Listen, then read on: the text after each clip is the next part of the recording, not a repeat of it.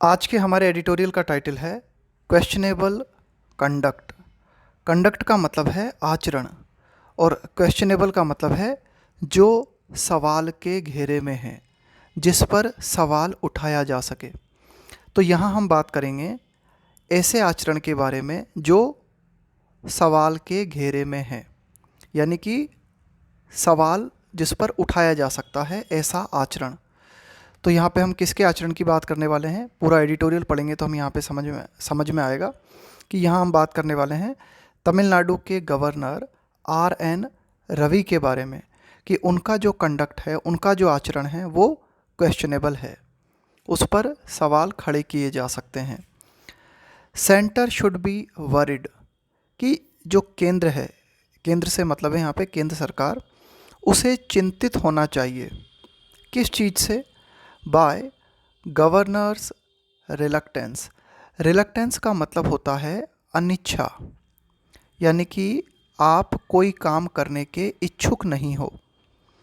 To follow the constitution, कि जो governor है, जो राज्यपाल हैं, वे अगर संविधान का अनुसरण करने के प्रति रिलक्टेंस दिखाते हैं, यानी कि संविधान को फॉलो नहीं करते हैं, संविधान को फॉलो करने के प्रति अनिच्छा दिखाते हैं, तो इस बात के प्रति केंद्र सरकार को चिंतित होना चाहिए। The conduct of the Tamil Nadu governor RN Ravi, कि तमिलनाडु के गवर्नर RN रवि का जो आचरण है, हैज़ बीन, वो कैसा रहा है? कॉन्स्टिट्यूशनली क्वेश्चनेबल, वो संवैधानिक रूप से क्वेश्चनेबल रहा है। For quite some time now, यानी कि कुछ समय से अगर हम देखें तो तमिलनाडु गवर्नर का जो आचरण रहा है वो संवैधानिक दृष्टि से क्वेश्चनेबल रहा है। In the latest instance, instance का मतलब हो गया कोई घटना, है ना। अगर हम बात करें नवीनतम घटना की, हिज रिफ्यूज़ल, तो लेटेस्ट उदाहरण हमें क्या देखने को मिला है, वो ये है हिज रिफ्यूज़ल, कि तमिलनाडु के गवर्नर RN रवि का इनकार कर देना, रिफ्यूज़ कर देना। किस चीज़ को इनकार कर देना? टू अलाउ द री इंडक्शन। देखो, इंडक्शन का मतलब है यहाँ पे प्रवेश देना। टू री इंडक्शन ऑफ के Ponmudi into the Tamil Nadu cabinet, कि तमिलनाडु का जो मंत्रिमंडल है उसमें के पोनमुडी को पुनः प्रवेश करने से इनकार कर दिया। किसने? तमिलनाडु के गवर्नर ने। तो ये जो घटना हुई है, हैज़ बीन एक्सपोज्ड, एक्सपोज्ड कर देने का मतलब है सामने आ जाना, उसका खुलासा हो जाना। एज अनवारंटेड, अनवारंटेड का मतलब है असमर्थनीय, जिसे सपोर्ट न किया जा सके, उसे हम कहेंगे अनवारंटेड, एक तरह से अनुचित। तो कुल मिला के ये जो लेटेस्ट घटना है कि जो के पोनमुडी हैं, उन्हें तमिलनाडु के कैबिनेट में फिर से री इंडक्ट करने को तमिलनाडु के गवर्नर ने रिफ्यूज़ कर दिया, इनकार कर दिया। तो ये पूरी की पूरी घटना जो है हमारे सामने इस बात का खुलासा करती है, किस बात का, कि ये जो एक्शन उन्होंने लिया है ये अनवारंटेड है, ये जो एक्शन है उनका वो असमर्थनीय है। फॉलोइंग, फॉलो करते हुए, अनुसरण करते हुए, some strident criticism from the Supreme Court. देखो, फॉलोइंग का मतलब अनुसरण करते हुए भी होता है, के बाद भी होता है। स्ट्राइडेंट क्रिटिसिज्म का मतलब हो गया बहुत ही कठोर आलोचना, कि सुप्रीम कोर्ट के द्वारा बहुत ही कठोर आलोचना करने के बाद mister Ravi administered the oath of office and secrecy. देखो, ये जो लिखा हुआ है ना, ओथ, शपथ, oath of office and secrecy, इसका मतलब होता है कि आपको पद और गोपनीयता की जो शपथ दिलाई जाती है ना, उसे कहा गया है oath of office and secrecy. To mister Ponmudi, तो देखो, तमिलनाडु के गवर्नर जो हैं उन्होंने मिस्टर पोनमुडी को पद और गोपनीयता की शपथ दिलवाई। कब?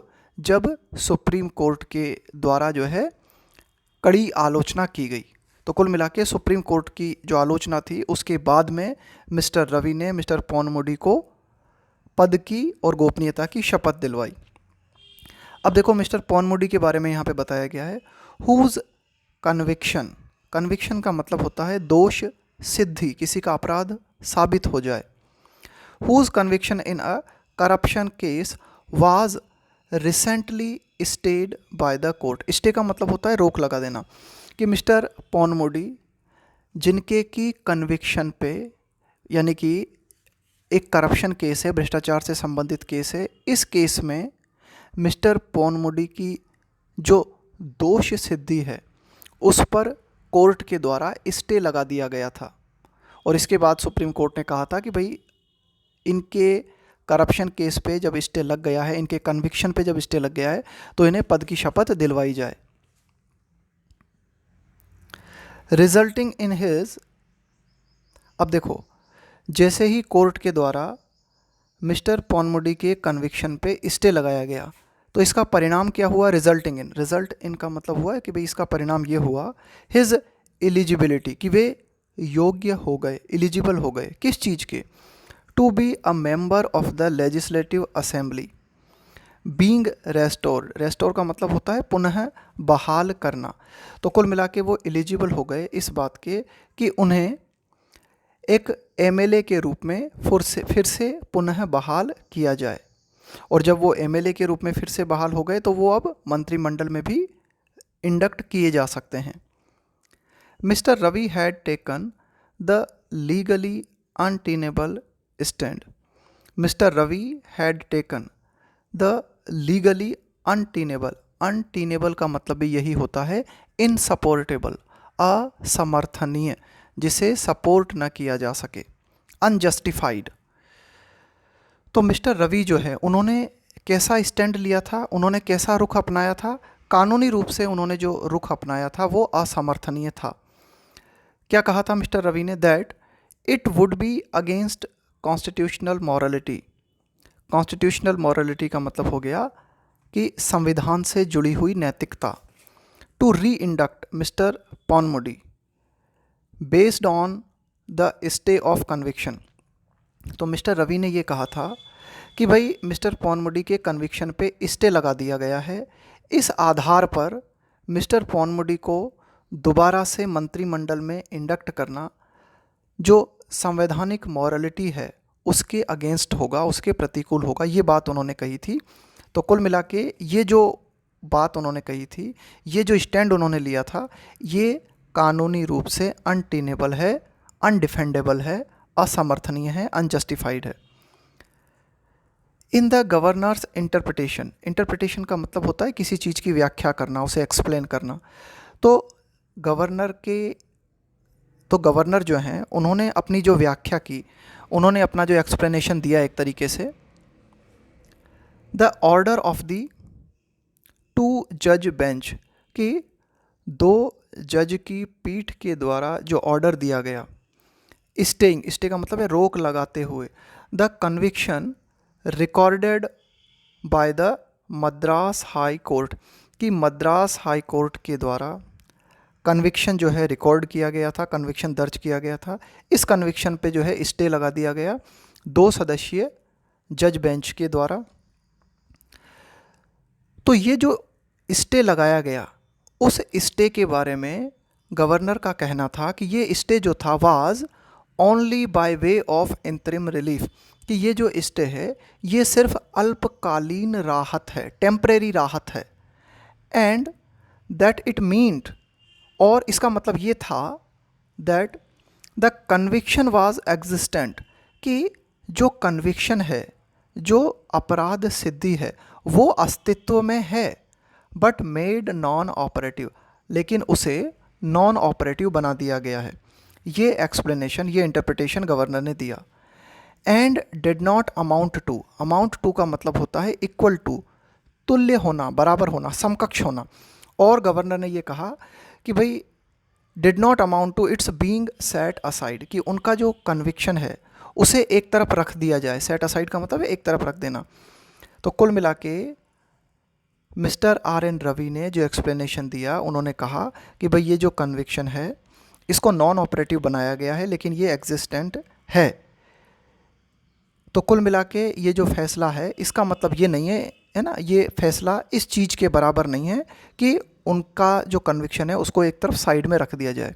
मिस्टर आर एन रवि ने कहा कि भाई उनका जो कन्विक्शन है वो अभी भी एग्जिस्टेंट है, वो अस्तित्व है, लेकिन सिर्फ वो टेम्परेरी नॉन ऑपरेटिव बना दिया गया है। The interpretation was quite questionable.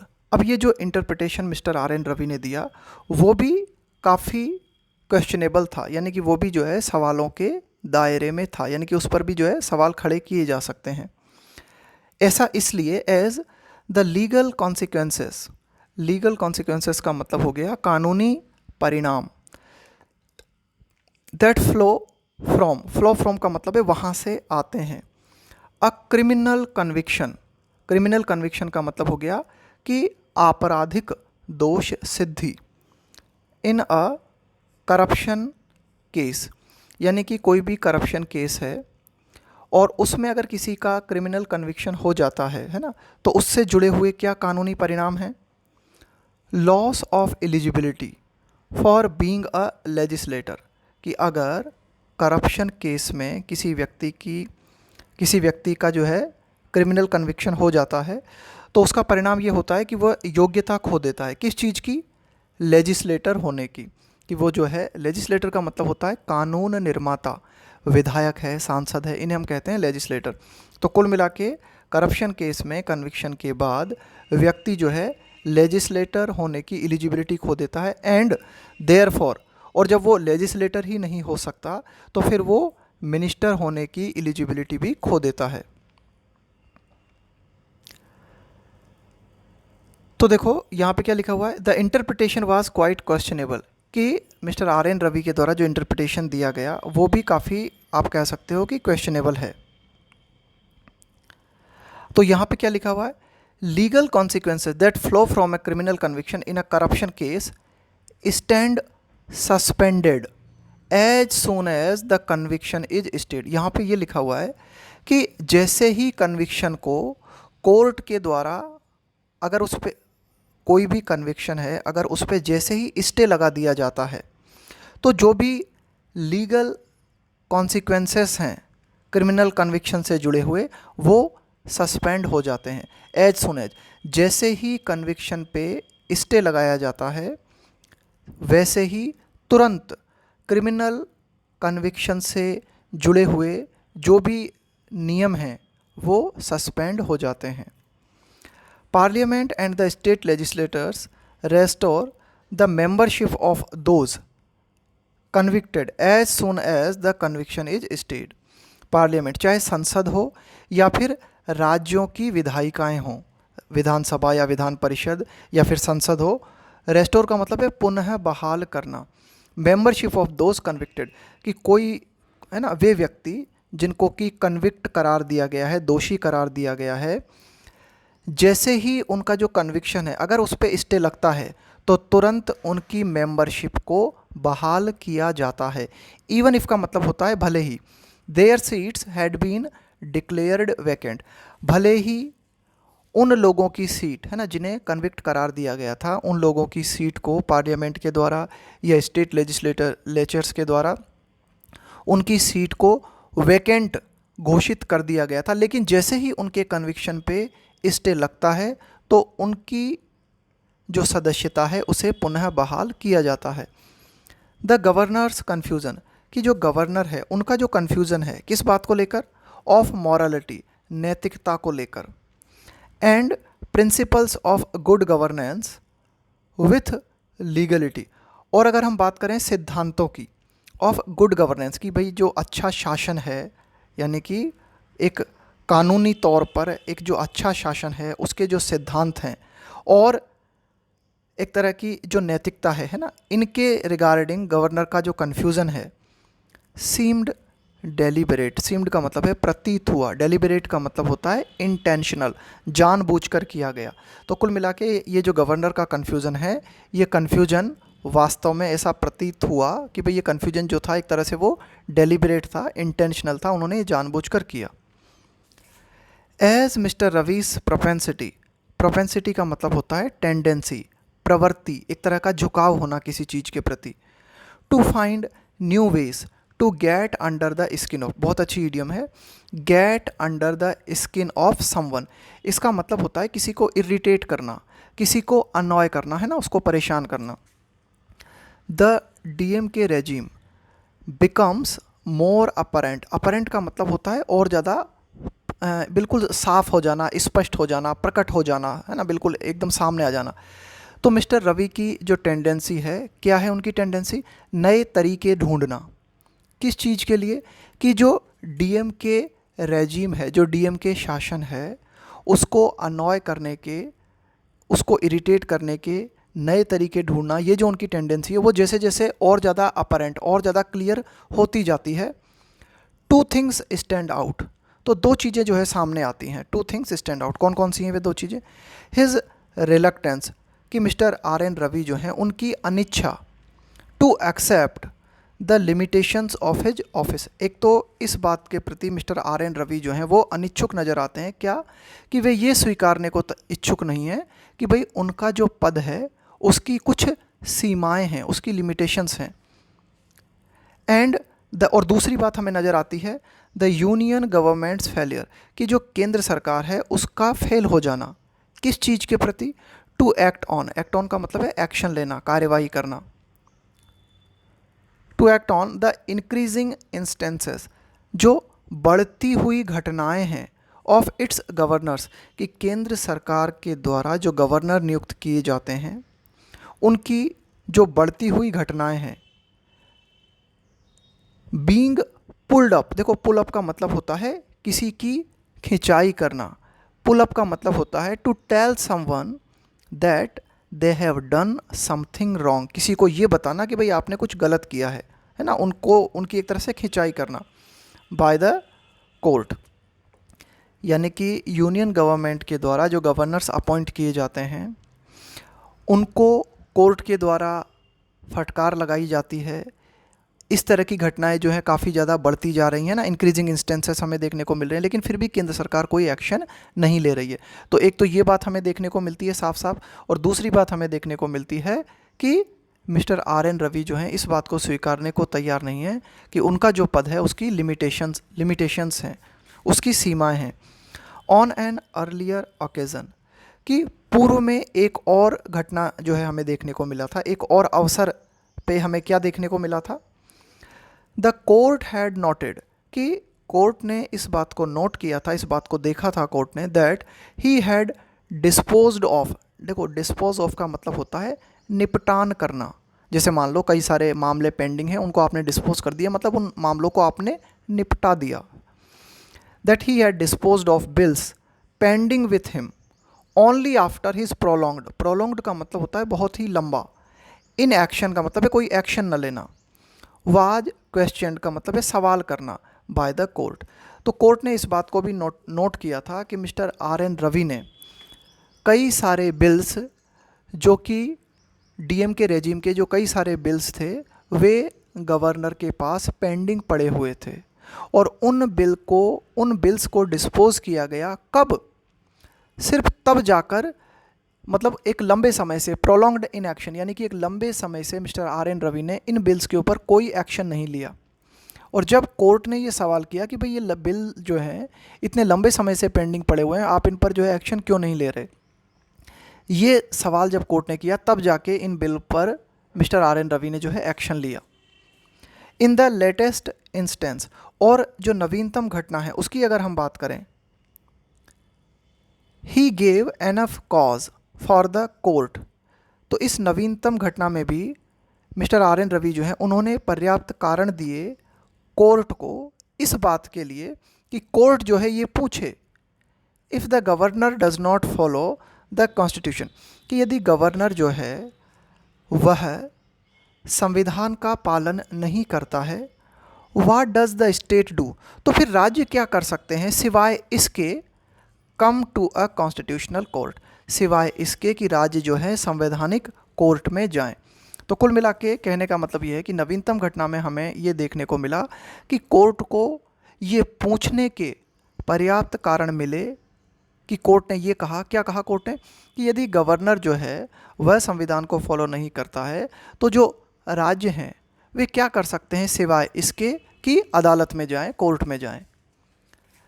Things have come to such a pass, देखो ये जो लिखा हुआ है ना, things have come to such a pass, तो ये बहुत अच्छी फ्रेज़ है, इसका कई जगह पे आप जो है प्रयोग कर सकते हैं, रिटन इंग्लिश में भी और स्पोकन इंग्लिश में भी। इसका मतलब ये होता है कि हालात यहाँ तक आ पहुँचे हैं, स्थितियाँ यहाँ तक आ पहुँची हैं, हालात यहाँ तक आ गए हैं, that only a vocal court can discipline them.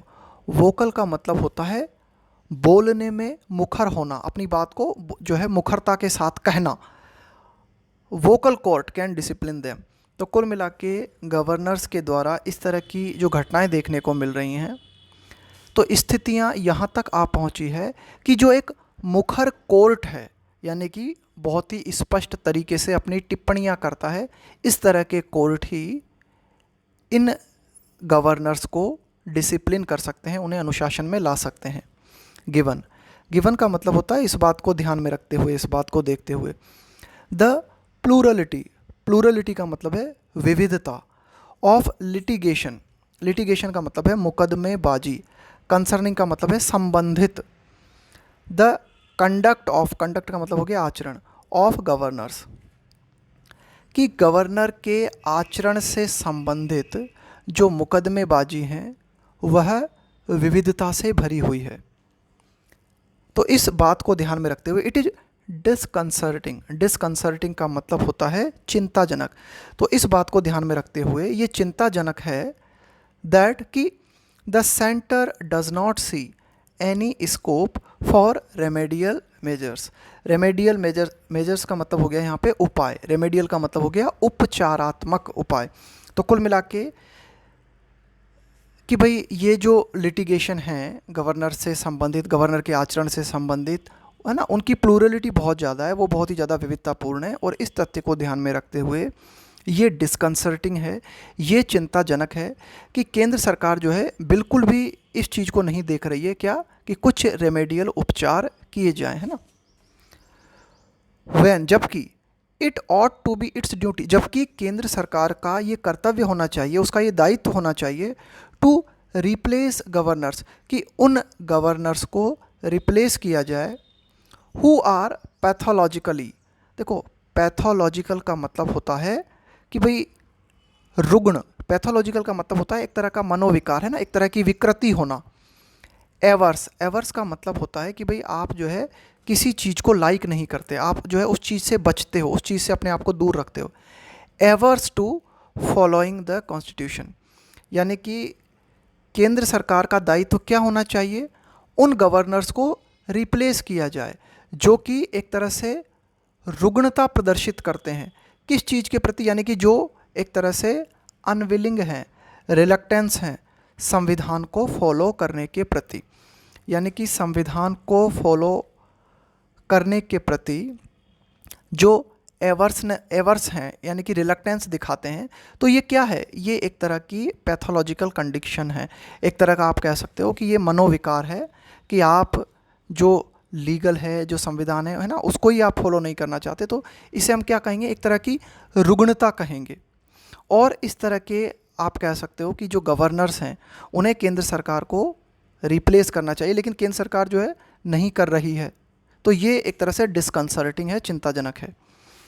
The only explanation, तो अब जो एकमात्र एक्सप्लेनेशन है, एकमात्र जो स्पष्टीकरण है कि भाई इस तरह की घटनाएं हो रही हैं कि गवर्नर के द्वारा संविधान को फॉलो नहीं किया जा रहा और केंद्र सरकार उन्हें रिप्लेस भी नहीं कर रही, तो फिर इसका एक्सप्लेनेशन क्या है, इसका स्पष्टीकरण क्या है।